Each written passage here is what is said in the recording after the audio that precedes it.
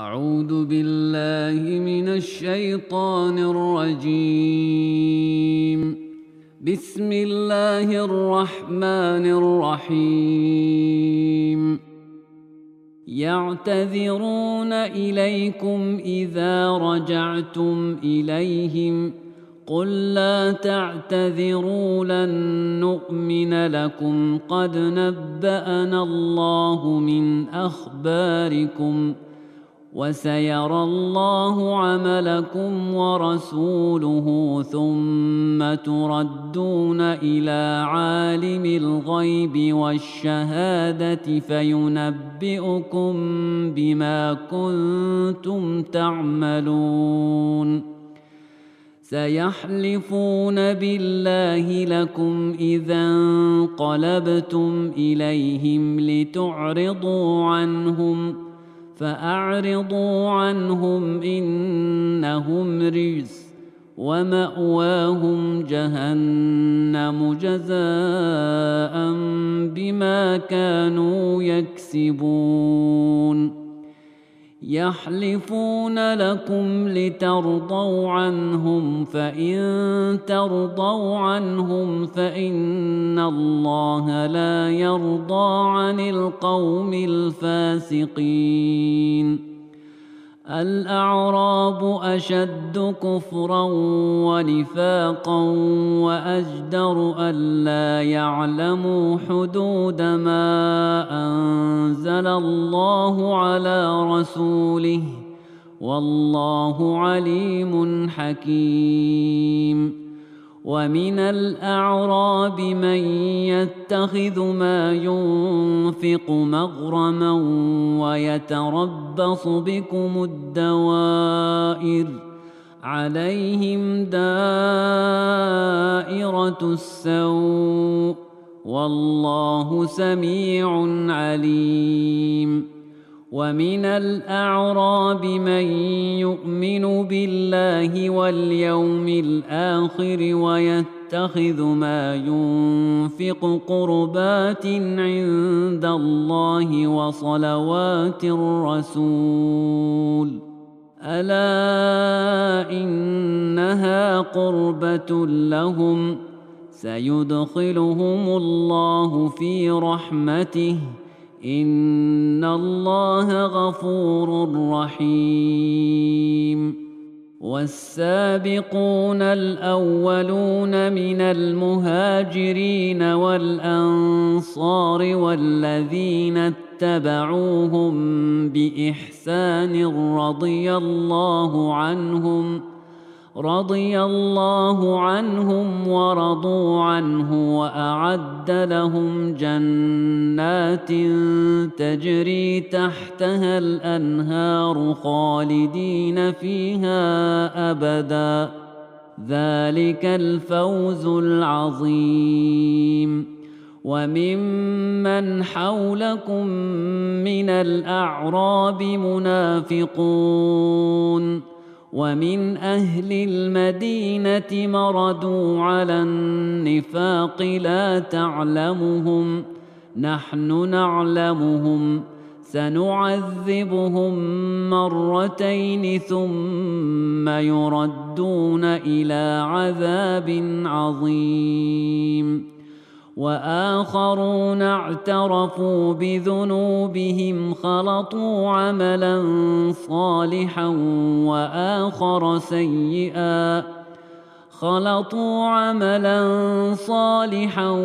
وآخر سيئا عسى الله أن يتوب عليهم إن الله غفور رحيم. خذ من أموالهم صدقة تطهرهم وتزكيهم بها وصل عليهم إن صلاتك سكن لهم والله سميع عليم. ألم يعلموا أن الله هو يقبل التوبة عن عباده ويأخذ الصدقات وأن الله هو التواب الرحيم وقل اعملوا فسيرى الله عملكم ورسوله والمؤمنون وستردون إلى عالم الغيب والشهادة فينبئكم بما كنتم تعملون وآخرون مرجون لأمر الله إما يعذبهم وإما يتوب عليهم والله عليم حكيم والذين اتخذوا مسجدا ضرارا وكفرا وتفريقا بين المؤمنين وإرصادا لمن حارب الله ورسوله من قبل وليحلفن إن أردنا إلا الحسنى والله يشهد إنهم لكاذبون لا تقم فيه أبدا لمسجد أسس على التقوى من أول يوم أحق أن تقوم فيه رجال يحبون أن يتطهروا والله يحب المطهرين أفمن أسس بنيانه على تقوى من الله ورضوان خير أم من أسس بنيانه على شفا جرف هار أَمَّنْ أَسَّسَ بُنْيَانَهُ عَلَى شَفَا جُرُفٍ هَارٍ فَانْهَارَ بِهِ فِي نَارِ جَهَنَّمَ وَاللَّهُ لَا يَهْدِي الْقَوْمَ الظَّالِمِينَ لا يزال بنيانهم الذي بنوا ريبة في قلوبهم إلا أن تقطع قلوبهم والله عليم حكيم إن الله اشترى من المؤمنين أنفسهم وأموالهم بأن لهم الجنة يقاتلون في سبيل الله فيقتلون ويقتلون وعدا عليه حقا في التوراة والإنجيل والقرآن ومن أوفى بعهده من الله فاستبشروا ببيعكم الذي بايعتم به وذلك هو الفوز العظيم التائبون العابدون الحامدون السائحون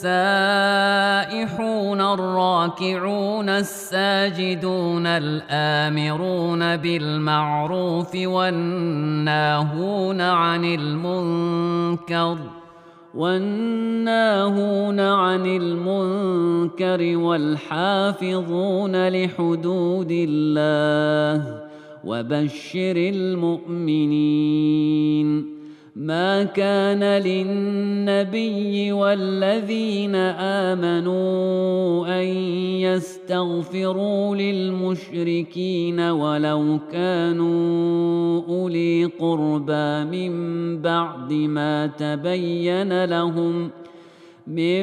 بعد ما تبين لهم أنهم أصحاب الجحيم وما كان استغفار إبراهيم لأبيه إلا عن موعدة وعدها إياه فلما تبين له أنه عدو لله تبرأ منه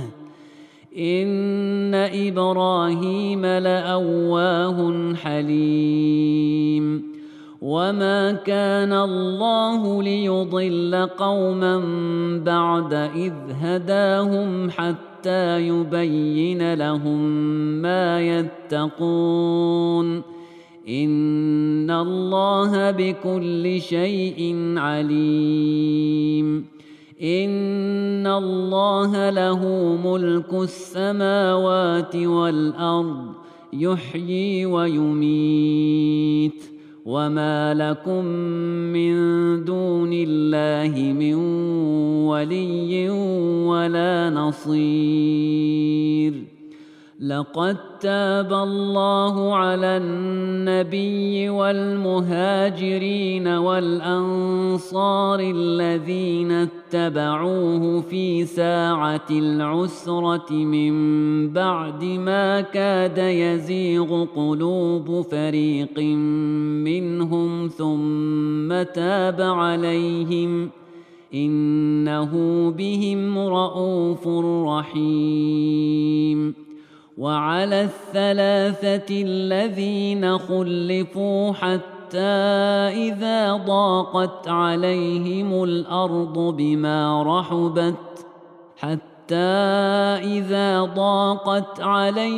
الأرض بما رحبت وضاقت عليهم أنفسهم وظنوا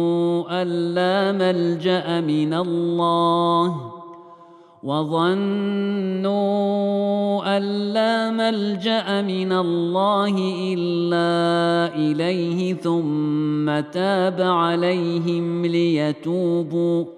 إن الله هو التواب الرحيم يا أيها الذين آمنوا اتقوا الله وكونوا مع الصادقين ما كان لأهل المدينة ومن حولهم من الأعراب أن يتخلفوا عن رسول الله ولا يرغبوا بأنفسهم عن نفسه ذلك بأنهم لا يصيبهم ظمأ ولا نصب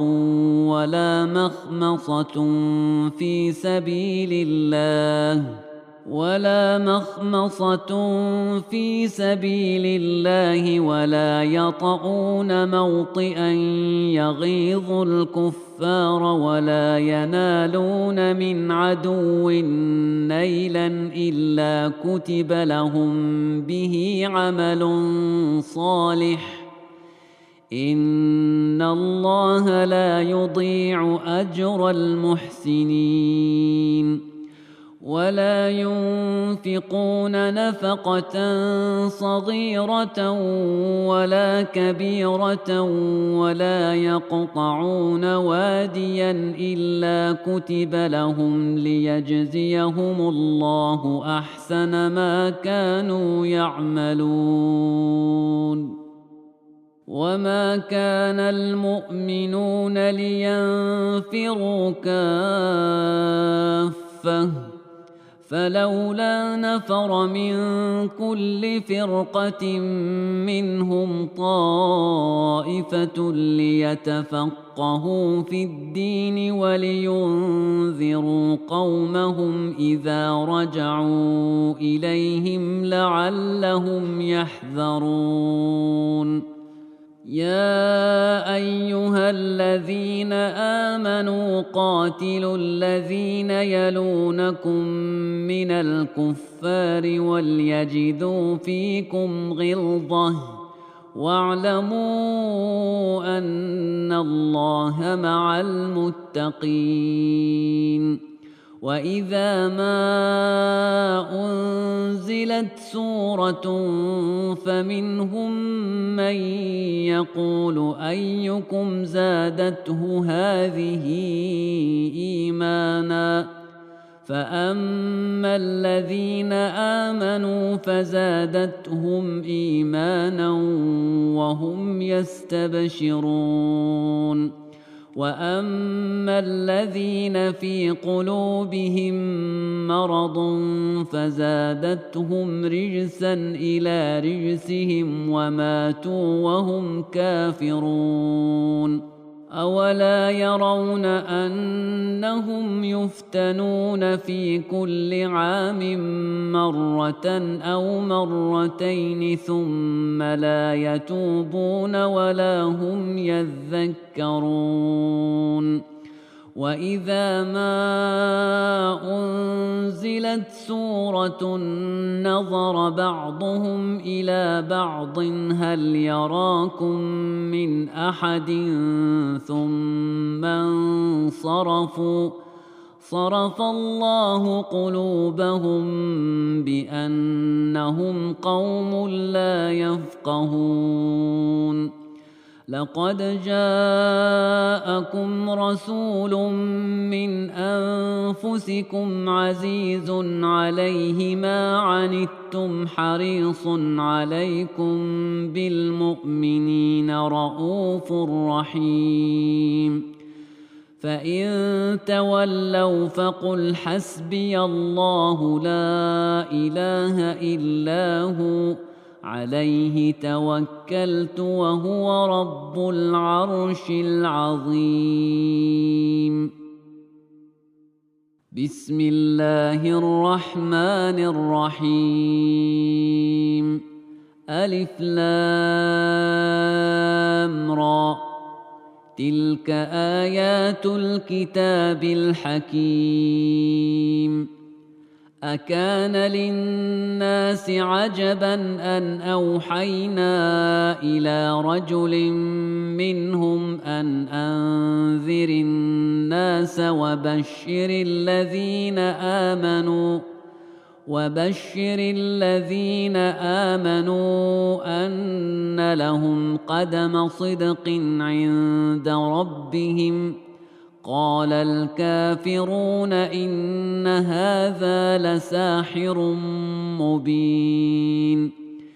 إن ربكم الله الذي خلق السماوات والأرض في 6 أيام ثم استوى على العرش يدبر الأمر ما من شفيع إلا من بعد إذنه ذلكم الله ربكم فاعبدوه أفلا تذكرون.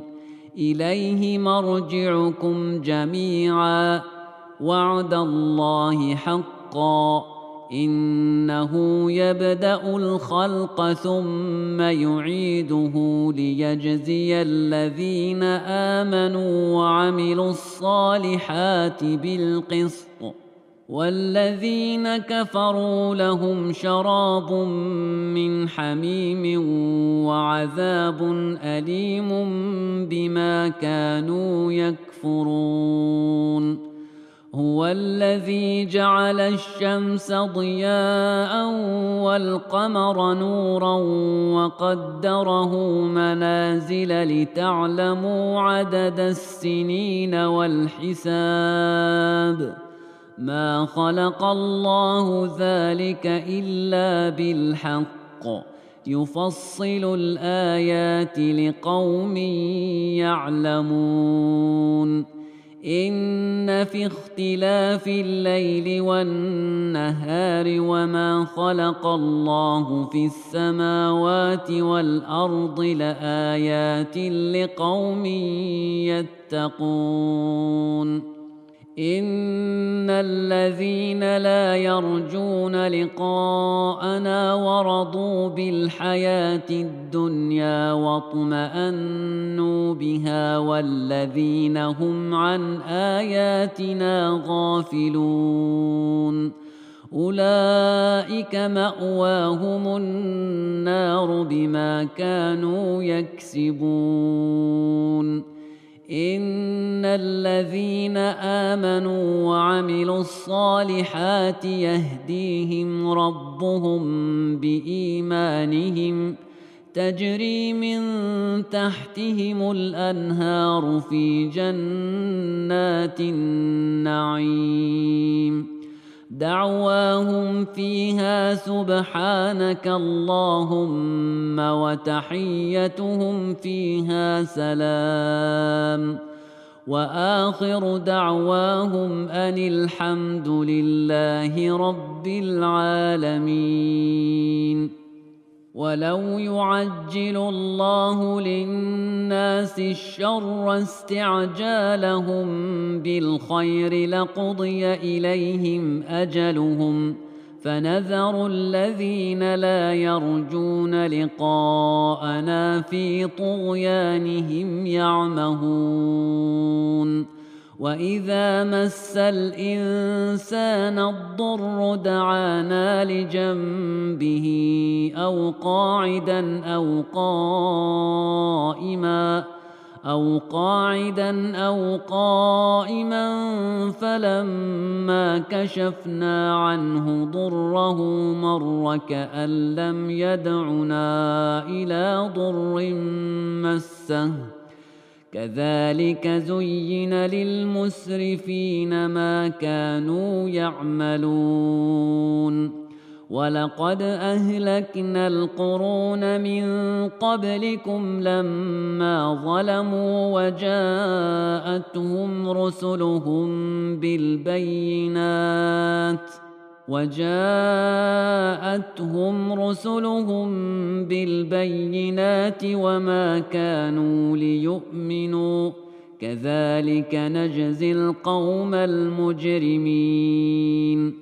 ثم جعلناكم خلائف في الأرض من بعدهم لننظر كيف تعملون.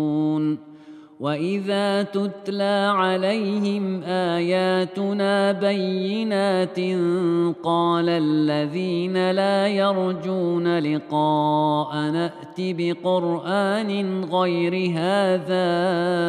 أو بدله قل ما يكون لي أن أبدله من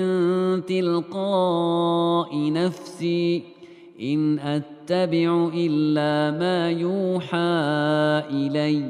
إني أخاف إن عصيت ربي عذاب يوم عظيم. قل لو شاء الله ما تلوته عليكم ولا أدراكم به فقد لبثت فيكم عمرا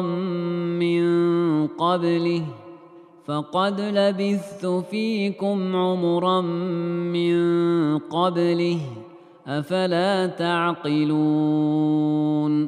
فمن أظلم ممن افترى على الله كذبا أو كذب بآياته إنه لا يفلح المجرمون. ويعبدون من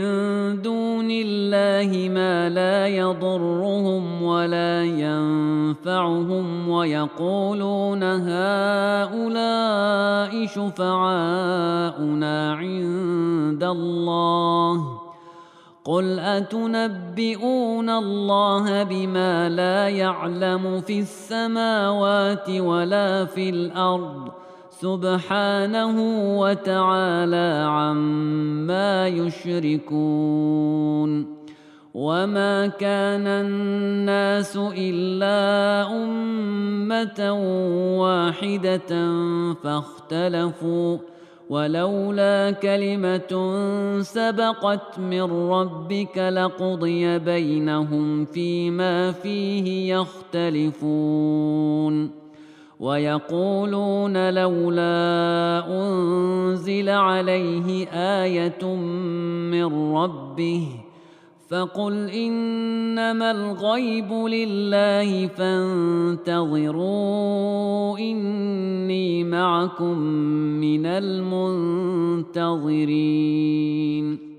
وإذا أذقنا الناس رحمة من بعد ضراء مستهم إذا لهم مكر في آياتنا قل الله أسرع مكرا إن رسلنا يكتبون ما تمكرون هو الذي يسيركم في البر والبحر حتى إذا كنتم في الفلك وجرين بهم بريح طيبة وفرحوا بها جاءتها ريح عاصف وجاءهم الموج من كل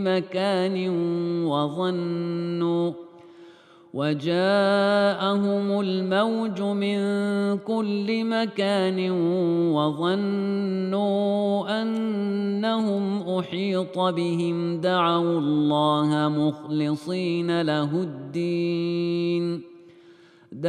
الله مخلصين له الدين لئن أنجيتنا من هذه لنكونن من الشاكرين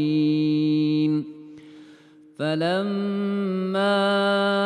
أنجاهم إذا هم يبغون في الأرض بغير الحق يا أيها الناس إنما بغيكم على أنفسكم متاع الحياة الدنيا ثم إلينا مرجعكم فننبئكم بما كنتم تعملون إنما مثل الحياة الدنيا كماء أنزلناه من السماء فاختلط به نبات الأرض مما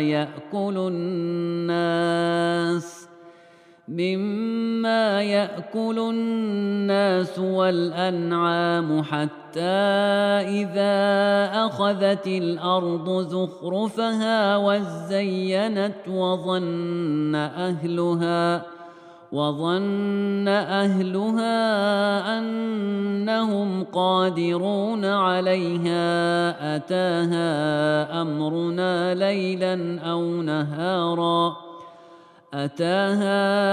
أمرنا ليلا أو نهارا فجعلناها حصيدا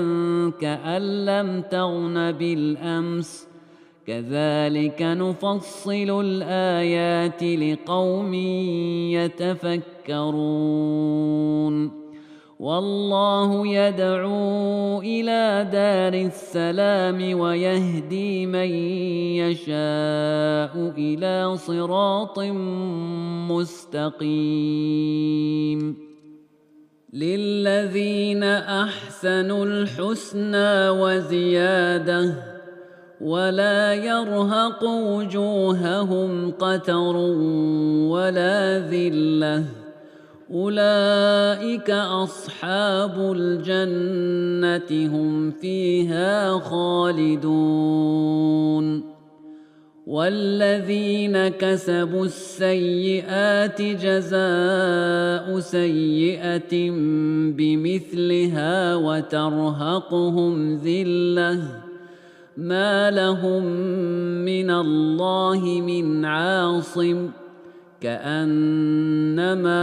أغشيت وجوههم قطعا من الليل مظلما أولئك أصحاب النار هم فيها خالدون ويوم نحشرهم جميعا ثم نقول للذين أشركوا مكانكم أنتم وشركاؤكم فزيلنا بينهم وقال شركاؤهم ما كنتم إيانا تعبدون فكفى بالله شهيدا بيننا وبينكم إن كنا عن عبادتكم لغافلين هنالك تبلو كل نفس ما أسلفت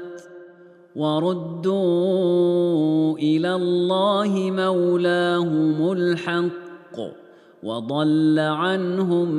ما كانوا يفترون قل من يرزقكم من السماء والأرض أم من يملك السمع والأبصار ومن يخرج الحي من الميت ويخرج الميت من الحي ومن يدبر الأمر فسيقولون الله فقل أفلا تتقون فذلكم الله ربكم الحق فماذا بعد الحق إلا الضلال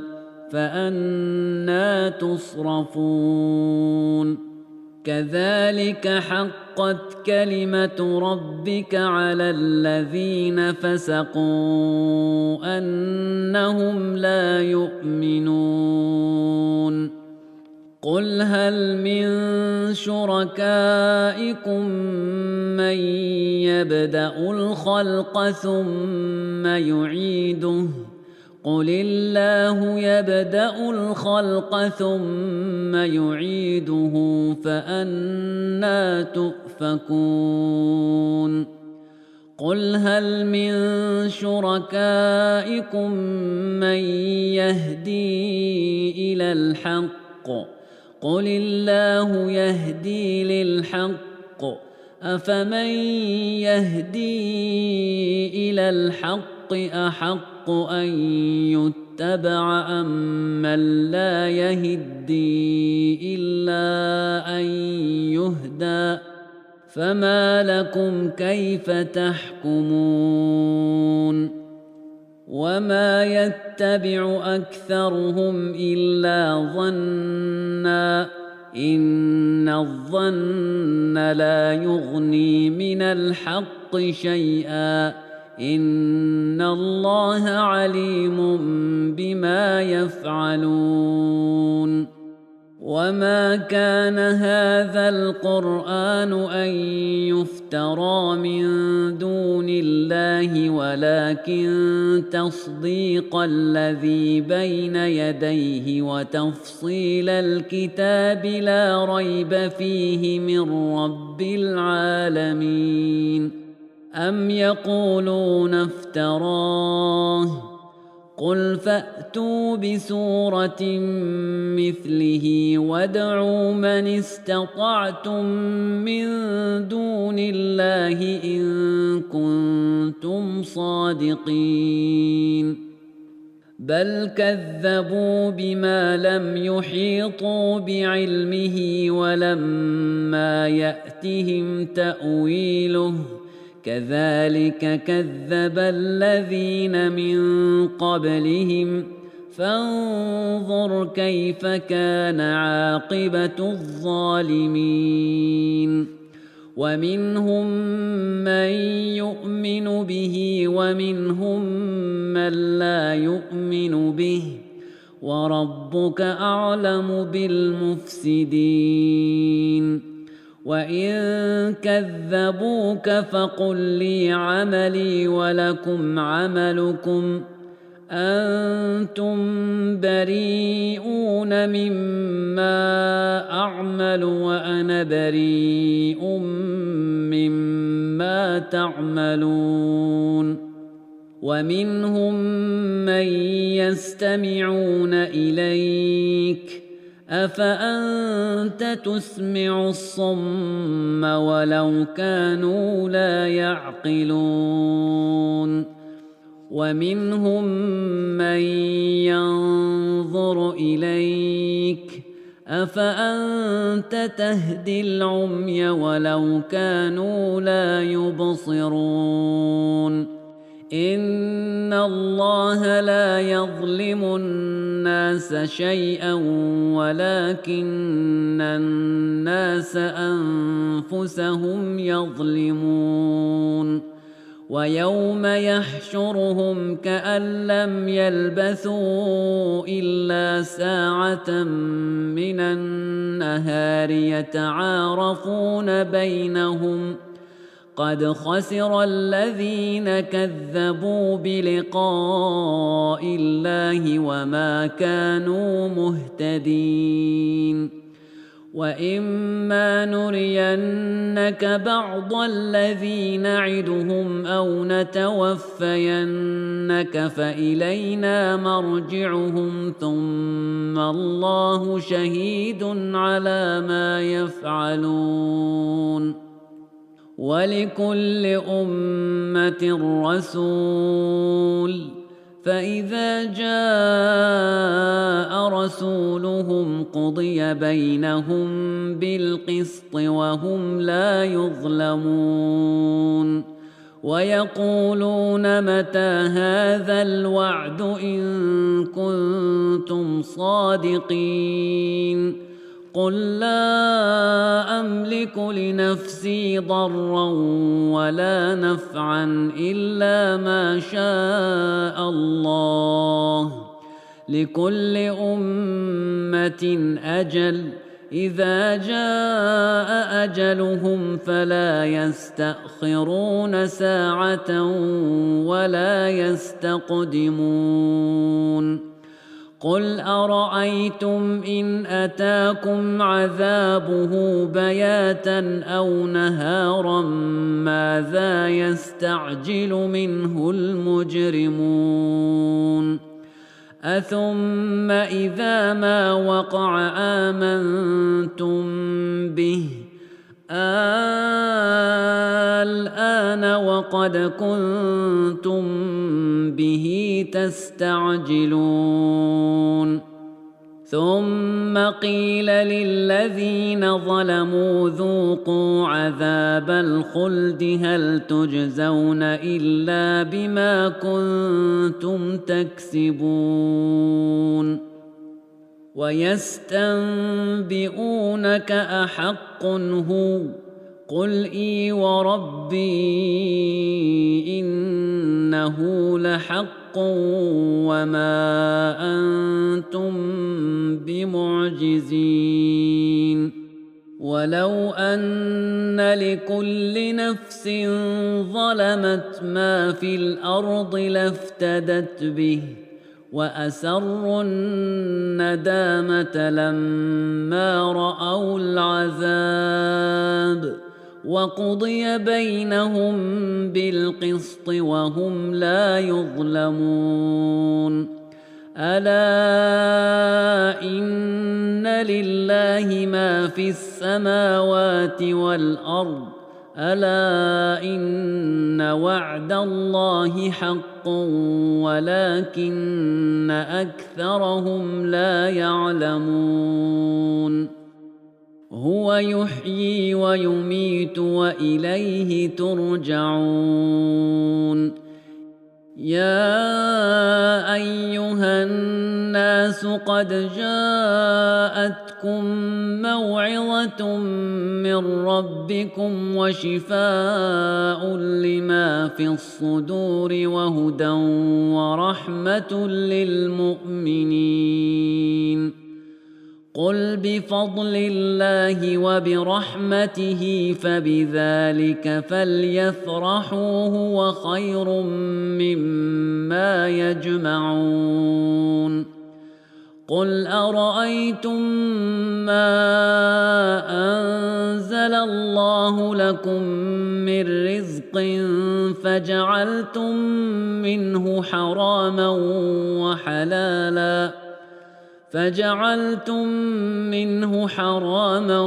وحلالا قل الله أذن لكم أم على الله تفترون وما ظن الذين يفترون على الله الكذب يوم القيامة إن الله لذو فضل على الناس ولكن أكثرهم لا يشكرون وما تكون في شأن وما تتلو منه من قرآن ولا تعملون من عمل إلا كنا عليكم شهودا إذ تفيضون فيه وما يعزب عن ربك من مثقال ذرة في الأرض ولا في السماء ولا أصغر من ذلك ولا أكبر إلا في كتاب مبين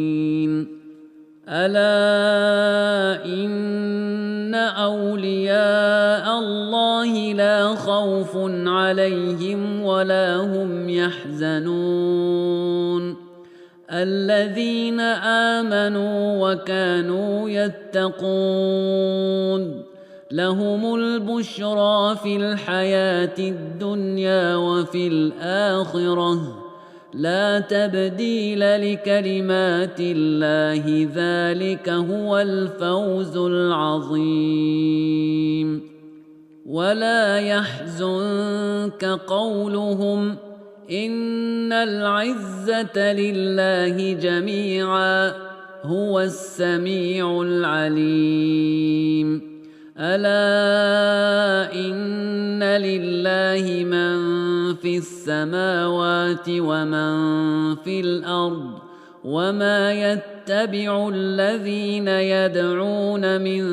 دون الله شركاء إن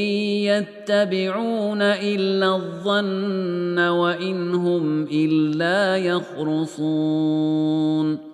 هو الذي جعل لكم الليل لتسكنوا فيه والنهار مبصرا إن في ذلك لآيات لقوم يسمعون قالوا اتخذ الله ولدا سبحانه هو الغني له ما في السماوات وما في الأرض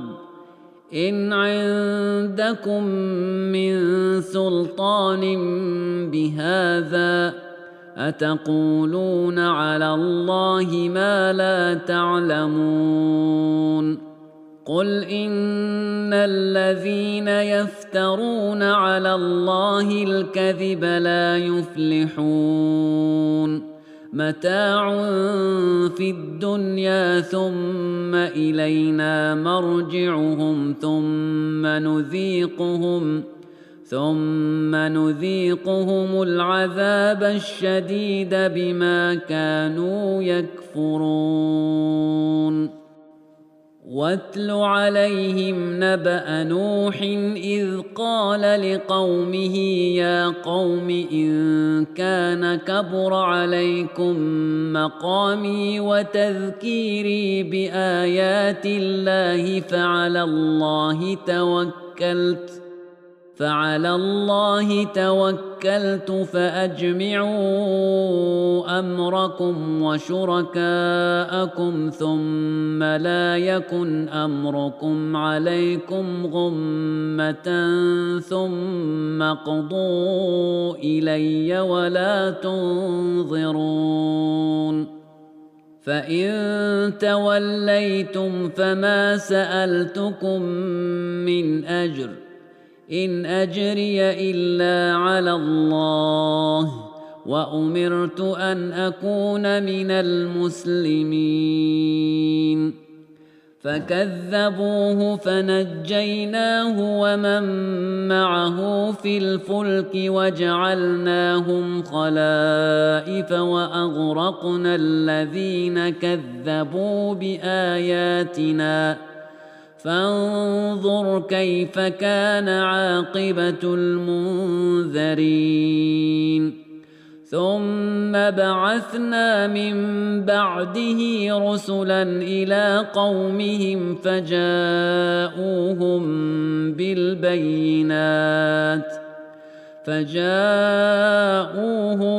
بالبينات فما كانوا ليؤمنوا بما كذبوا به من قبل كذلك نطبع على قلوب المعتدين ثم بعثنا من بعدهم موسى وهارون إلى فرعون وملئه بآياتنا فاستكبروا وكانوا قوما مجرمين فلما جاءهم الحق من عندنا قالوا إن هذا لسحر مبين قال موسى أتقولون للحق لما جاءكم أسحر هذا ولا يفلح الساحرون قالوا أجئتنا لتلفتنا عما وجدنا عليه آباءنا وتكون لكما الكبرياء في الأرض وما نحن لكما بمؤمنين وقال فرعون ائتوني بكل ساحر عليم فلما جاء السحرة قال لهم موسى ألقوا ما أنتم ملقون فلما ألقوا قال موسى ما جئتم به السحر إن الله سيبطله إن الله لا يصلح عمل المفسدين ويحق الله الحق بكلماته ولو كره المجرمون فما آمن لموسى إلا ذرية من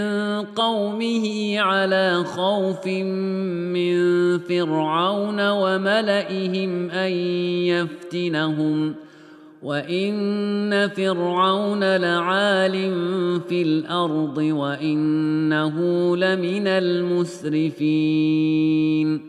وقال موسى يا قوم إن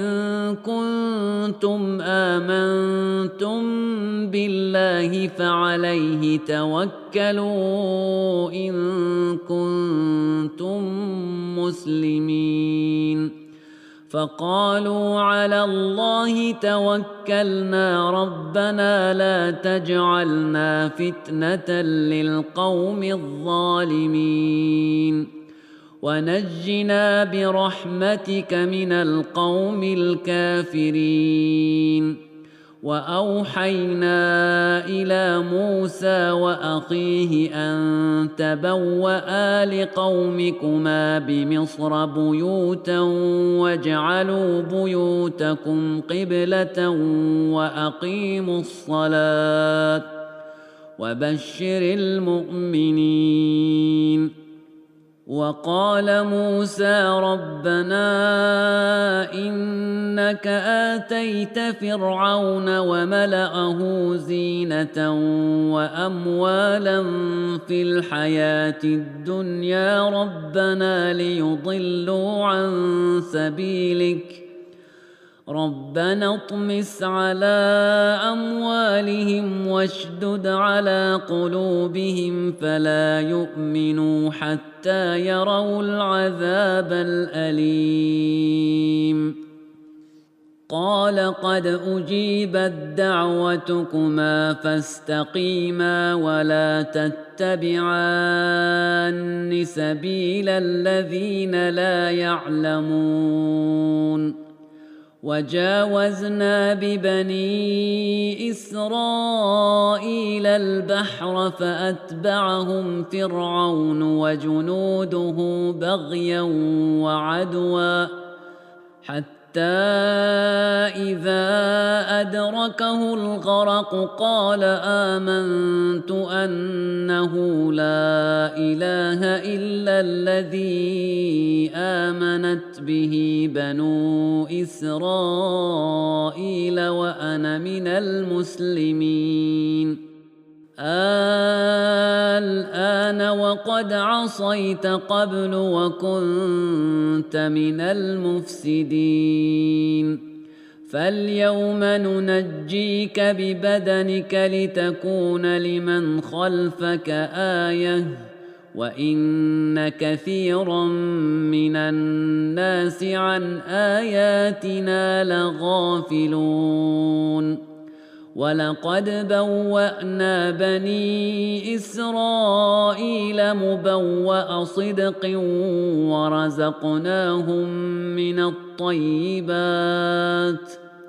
ورزقناهم من الطيبات فما اختلفوا حتى جاءهم العلم إن ربك يقضي بينهم يوم القيامة فيما كانوا فيه يختلفون فإن كنت في شك مما أنزلنا إليك فاسأل الذين يقرؤون الكتاب من قبلك لقد جاءك الحق من ربك فلا تكونن من الممترين ولا تكونن من الذين كذبوا بآيات الله فتكون من الخاسرين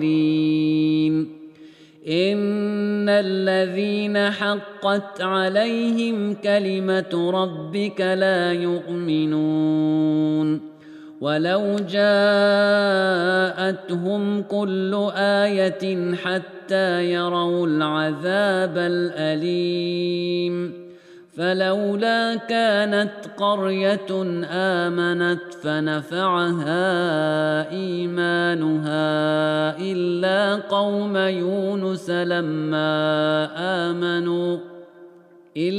قوم يونس لما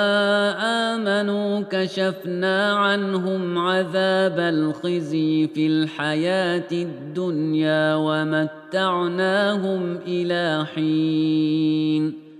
ولو شاء ربك لآمن من في الأرض كلهم جميعا أفأنت تكره الناس حتى يكونوا مؤمنين وما كان لنفس أن تؤمن إلا بإذن الله ويجعل الرجس على الذين لا يعقلون قل انظروا ماذا في السماوات والأرض وما تغني الآيات والنذر عن قوم لا يؤمنون فهل ينتظرون إلا مثل أيام الذين خلوا من قبلهم قل فانتظروا إني معكم من المنتظرين ثم ننجي رسلنا والذين آمنوا كذلك حقا علينا ننجي المؤمنين قل يا أيها الناس إن كنتم في شك من ديني فلا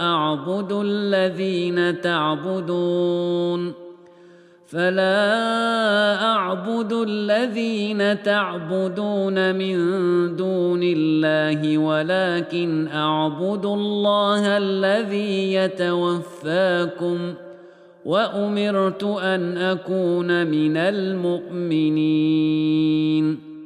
وأن أقم وجهك للدين حنيفا ولا تكونن من المشركين ولا تدع من دون الله ما لا ينفعك ولا يضرك فإن فعلت فإنك إذا من الظالمين وإن يمسسك الله بضر فلا كاشف له إلا هو وإن يردك بخير فلا راد لفضله يصيب به من يشاء من عباده وهو الغفور الرحيم قل يا أيها الناس قد جاءكم الحق من ربكم فمن اهتدى فإنما يهتدي لنفسه ومن ضل فإنما يضل عليها وما أنا عليكم بوكيل واتبع ما يوحى إليك واصبر حتى يحكم الله وهو خير الحاكمين بسم الله الرحمن الرحيم ألف لام را كتاب أحكمت آياته ثم فصلت من لدن حكيم خبير ألا تعبدوا إلا الله إنني لكم منه نذير وبشير وأن استغفروا ربكم ثم توبوا إليه يمتعكم متاعا حسنا إلى أجل مسمى ويؤت كل ذي فضل فضله وإن تولوا فإني أخاف عليكم عذاب يوم كبير إلى الله مرجعكم وهو على كل شيء قدير ألا إنهم يثنون صدورهم ليستخفوا منه ألا حين يستغشون ثيابهم يعلم ما يسرون وما يعلنون إنه عليم بذات الصدور